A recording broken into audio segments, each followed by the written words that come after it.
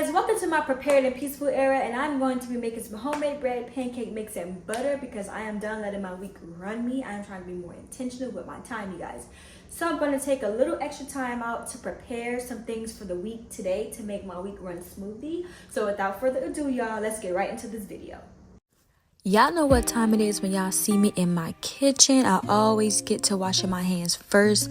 Y'all, when I was making this video for y'all, I felt so good because I actually ended up recording 2 videos in one day for y'all.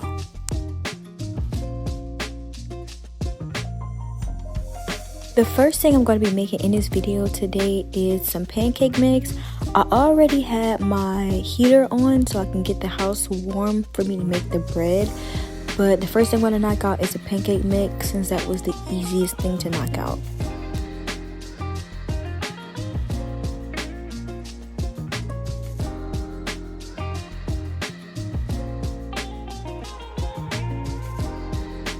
For the pancake mix, all you need is baking powder, flour, sugar, and salt. And then if you were making pancakes like for breakfast or at a certain time where you need it, you will just add the egg and the milk right then and there. But if you're just making it for storage, all you need is those 4 ingredients.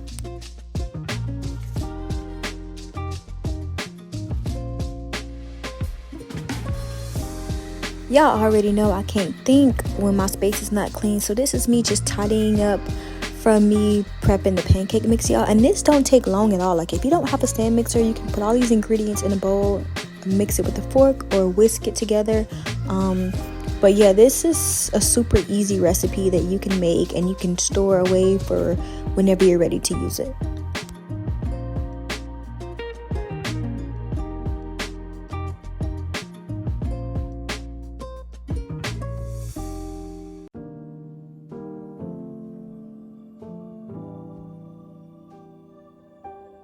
Now that the pancake mix is done, I'm about to get ready to make some butter. Making butter is pretty simple. All you need is heavy whipping cream. This will be my second time making butter and buttermilk. And when I tell y'all, it's the most simplest thing you can do. And the butter tastes so rich and creamy. I'm just going to cover the mixer with a towel because sometimes, y'all, this buttermilk be splashing everywhere. So to prevent that, y'all, please cover it up with a towel. And this is how it looks. It's starting to look like whipped cream right now, y'all. It's almost there, but not quite. Making butter is very time consuming, y'all. It takes about 30, maybe 35 minutes to actually make the butter because you have to wait till everything separate. And this is me just checking on it periodically. It's starting to look like butter just a little bit, but there's still some whipping cream in there, so it still have to go on for a little bit more, y'all. But it is getting closer to the consistency that it needs to be, and you will know when it's starting to look like butter because it'll start to look more like this. Like this, the butter is almost done, but you still see some whipping cream, so it needs to go for just a few more minutes.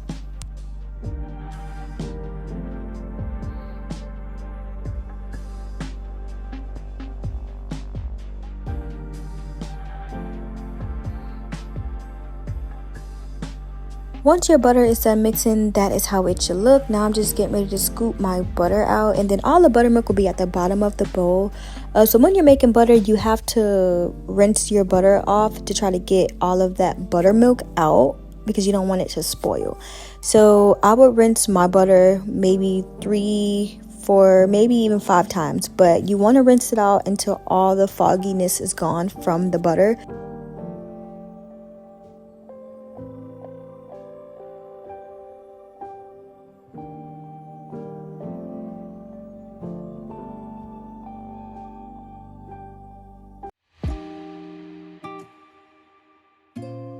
This is an up-close view of me cleaning the butter, trying to get rid of all that buttermilk out of there. And y'all, I forgot that I was filming for like a TikTok short and an Instagram short. So I was filming this part vertically and I didn't get it horizontally. So now it looks kind of weird. But yeah, I just had to use what I had. Anyways, like I said, you want to make sure your butter is all good until your water is not foggy. So it should look like this.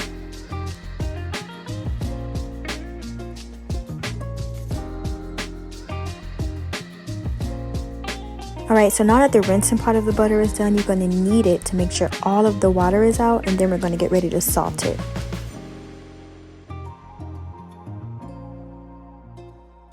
This is where I'm adding the salt in. If you don't want salt, now you're completely done with the butter. Right now you can get ready to wrap your butter up in parchment paper or whatever you have to store your butter in. You can use a butter bowl or like a mason jar, but since I am salting my butter, I'm going to get ready to salt it and form it into like a little log. I don't have any butter molds, but you can find those at your local store. You can also go online on Amazon to purchase butter molds.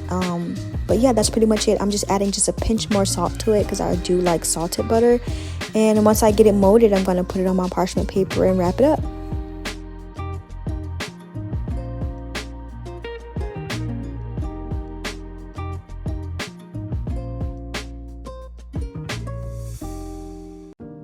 Right here, I'm just pouring some buttermilk into this jug that I had from my last batch. It's finally time to make that bread, so right now I'm just gathering the last few ingredients for this recipe. For the ingredients, I have flour, the yeast packet, sugar, salt. You also can use oil or butter and water. You can also add milk to it if you like.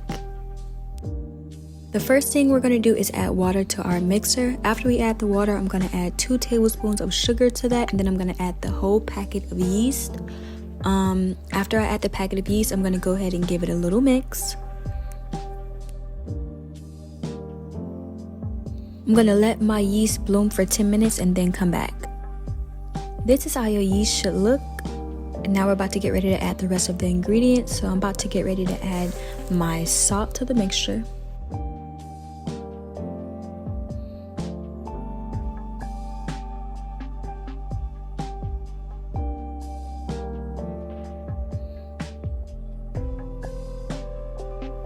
I'm also going to add oil, but you can use butter.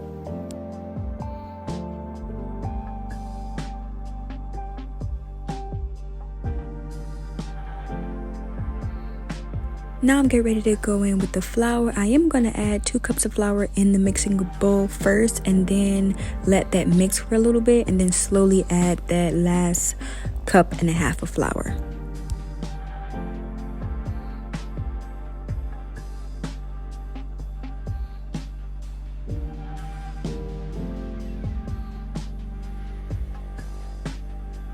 Now I'm just going to let this mix for a little bit, y'all.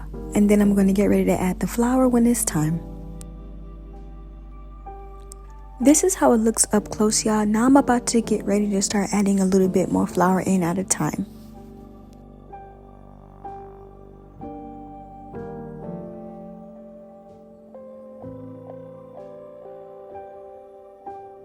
This is me just adding the last of the flour that needs to be added to this, y'all. And it is very important that you slowly add the last little bit of flour so it's not getting all caked up in the machine.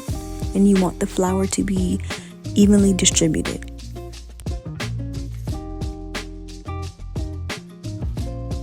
It's time to get down to business. So right now I'm just taking off all the dough off the hook. And I had a little bit of flour on the counter and that's not going to waste. So I'm taking out my dough, plopping it right on top of that flour. And yes, I'm getting the rest of the dough off the hook because this stuff ain't cheap. So I'm about to get ready to start kneading the dough. When you knead the dough, I find it very easy when you push the dough away from you, then fold it over towards you and then turn, and you repeat this process.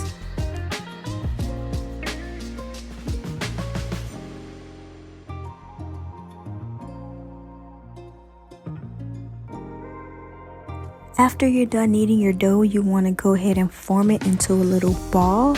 Now that your ball is formed, I'm going to get ready to grease my bowl. And I'm just going to go ahead and grease my baking pan while I'm already at it.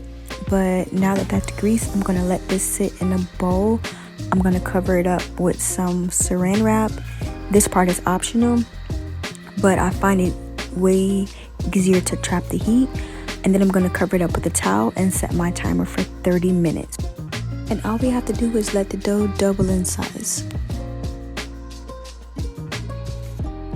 Alright y'all, so now that my dough has doubled in size, I'm about to get ready to punch all the air out and get ready to knead my dough again.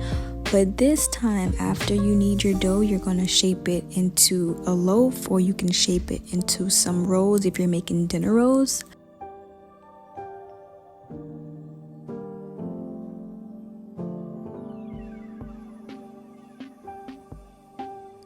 After I got my dough in the shape that I wanted, I'm just pinching the bottom of it because that's going to be the bottom loaf of my bread, and then I'm going to get ready to put it in my greased pan. But now we actually have to wait till this rise again. So we're going to set a towel over it and set another 30-minute timer. While I'm waiting on my dough to rise again, I'm about to get ready to clean up this mess. So y'all know I like to keep my space clean. And now I have time to wash all the dishes, load the dishwasher, and wipe the counters down.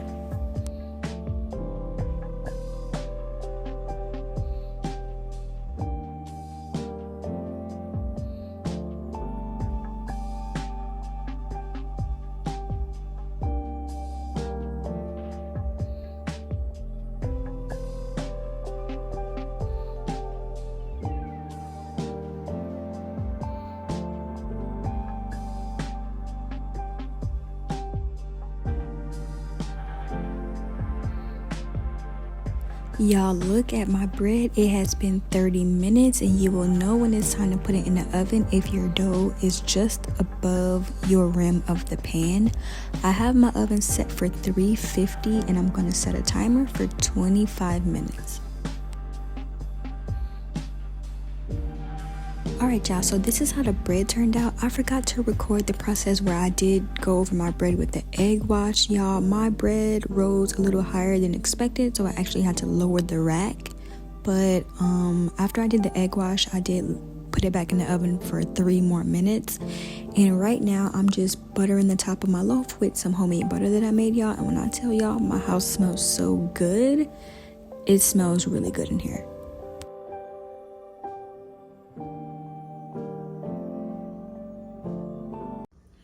Alright y'all, so this is how everything turned out. Look at my beautiful loaf of bread, y'all. It did rise like a quite lot. Don't mind this little tattoo mark. It did hit the top of the oven. I had to bring the rack down just a little bit more because that baby almost got burnt. But this is how the homemade butter turned out. I'm so ready to use this one. I've already used the butter from last week, and y'all, as y'all saw in the clip, I used a little bit to top my bread off. I'm ready to get into this butter. I did make Eb some pancake mix because she's been asking for some, so I had to make her some of that. And then I have a little bit of buttermilk left. I could use it for biscuits. If you make this, you can use it for muffins, biscuits, bread. So you can use that stuff for like a different recipe. But if y'all got to the end of this video, don't forget to like, comment, and subscribe, and leave me any baking emoji in the comments. And that'll be it for this video, y'all. I'm out.